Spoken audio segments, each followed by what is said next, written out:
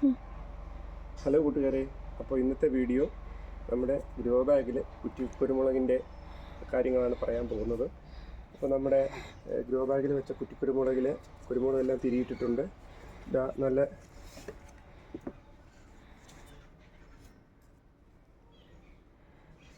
നല്ല കുരുമുളക്, സ്വാദിഷ്ടമായ കുരുമുളക്, മറ്റു വളങ്ങളൊന്നും ഇല്ലാത്ത രീതിയിൽ നമുക്ക് നമ്മുടെ ഗ്രോ ബാഗിൽ വലിയ ആയാസമില്ലാത്ത രീതിയിൽ നമുക്ക് പറിച്ചെടുക്കാനൊക്കെ എളുപ്പമാണ്.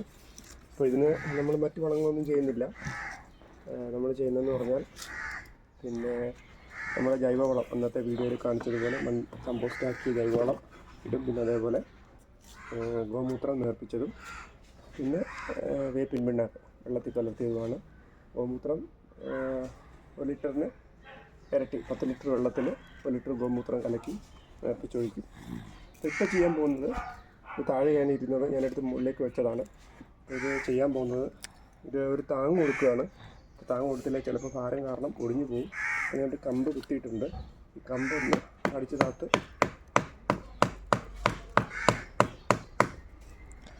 കമ്പടിച്ച് താത്തു നമുക്കിതൊന്ന് കെട്ടിക്കൊടുക്കാം.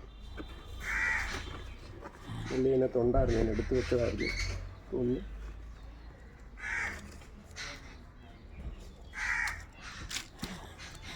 ഒന്ന് കെട്ടി കൊടുക്കാം.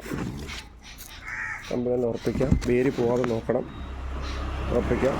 എന്നിട്ട് ഇതിൻ്റെ മണ്ണൊക്കെ ഒന്ന് കുത്തി കൊടുക്കാം. കുരുമുളക്, ധാരാളം കുരുമുളകുകൾ ഉണ്ടായിട്ടുണ്ട്. നമുക്ക് മരത്തിലൊന്നും കയറി പറിക്കേണ്ട, നമ്മുടെ ആവശ്യത്തിനുള്ള കുരുമുളക് ഇല്ലാത്ത തന്നെ പറിച്ചെടുക്കാം. വലിയ വെയിൽ ആവശ്യമില്ലാത്ത ഒരു സ്ഥലത്ത് നമുക്കിത് വയ്ക്കാം. വലിയ പരിപാലനങ്ങളൊന്നും ആവശ്യമില്ല, അത് വളർന്നോളും. പിന്നെ ഇടയ്ക്ക് പറഞ്ഞ പോലെ ഗോമൂത്രം നേർപ്പിച്ചതും വേപ്പിൻ വേണം കൂടി കടത്തി കൊടുക്കുക, നമ്മുടെ ജൈവവളം ഇട്ട് കൊടുക്കുക. രാസവളങ്ങളൊന്നും തന്നെ പ്രയോഗിക്കേണ്ട കാര്യമില്ല. പിന്നെ ദ്രുതവാട്ടം മുതലായ പ്രശ്നങ്ങളുണ്ടോ എന്നുള്ളത്, കുരുമുളകിന് ചെടിക്ക് വരുന്ന അസുഖങ്ങളാണ്, അതൊക്കെ ഉണ്ടോ എന്നൊന്ന് നോക്കുക. ഇലയ്ക്ക് വല്ല കേടുകളോ വല്ലതും ഉണ്ടെങ്കിൽ അതൊന്ന് ശ്രദ്ധിക്കുക. ഇങ്ങനെയുള്ള ചെറിയ ചെറിയ പരിചരണം കൊണ്ട് തന്നെ നമുക്ക് വീട്ടിലെ ആവശ്യത്തിനുള്ള കുരുമുളകുകൾ പറിച്ചെടുക്കാം. ഞാൻ അടുത്തത് കാണിച്ചു തരാം. അടുത്തത് ഞാൻ താങ്ങ് കൊടുക്കാൻ പോവുകയാണ്. അടുത്തത് ഞാൻ ഇവിടെ, ഇതിന് വലിയ ഭാരമില്ലാത്തതുകൊണ്ട് താങ്ങിൻ്റെ ആവശ്യമില്ല, എന്നാലും അത് താങ്ങ് കൊടുത്തേക്കാം.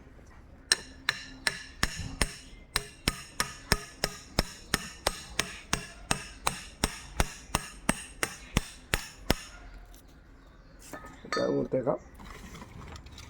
ഇനി നമുക്കൊന്ന് പിടിച്ച് കെട്ടാം.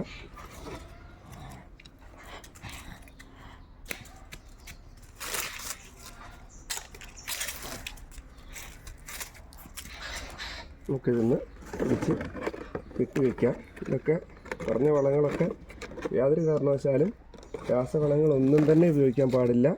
ചെടിയുടെ വളർച്ചയ്ക്കും ഒക്കെ അത് കോട്ടം തട്ടും. ജൈവവളങ്ങൾ മാത്രം ഉപയോഗിക്കുക, നമ്മുടെ വീട്ടിലുണ്ടാക്കിയ ജൈവവളങ്ങൾ മാത്രം ഉപയോഗിക്കുക, പിന്നെ പറഞ്ഞ കാര്യങ്ങൾ മാത്രം ചെയ്യുക. ഇത് നമുക്കൊന്ന് കെട്ടിക്കൊടുക്കാം. പോകാത്ത രീതിയിൽ പടിഭാഗം നല്ലോണം ഉറച്ചു.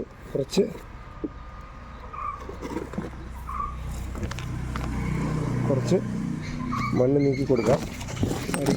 മണ്ണ് കുത്തിയിടാം.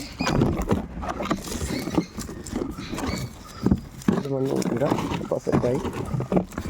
നന്നായിട്ട് താഴെ പോകാതെ നന്നായിട്ട് ഉറച്ചു. ഈ ഒരെണ്ണം കൂടിയുണ്ട്, അതുകൂടി നമുക്കൊന്ന്, അത്യാവശ്യം കുറച്ച് വലുതാണ്. അപ്പോൾ നമുക്ക്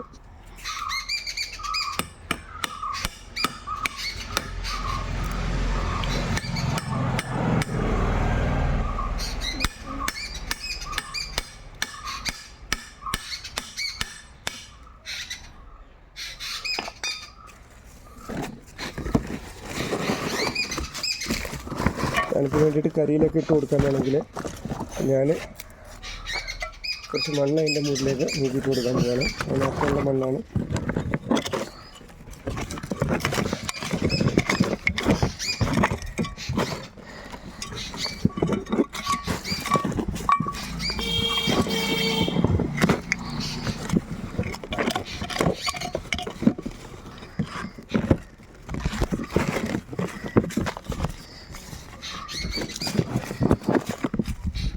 കുറച്ച് മണ്ണിൽ കൂടുതൽ നീക്കിയിട്ട് കൊടുത്തു.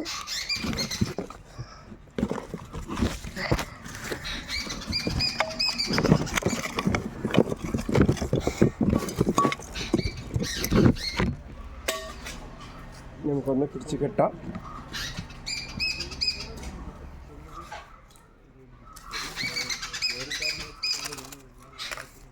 നമുക്കൊന്ന് പിടിച്ച് കെട്ടിക്കൊടുക്കാം.